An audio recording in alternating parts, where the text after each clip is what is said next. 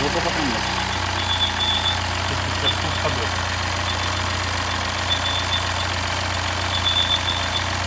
Так, это не надо, чтобы не нагревать его.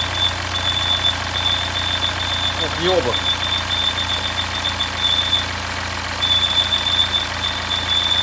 Ё, ты что, крышку не видишь?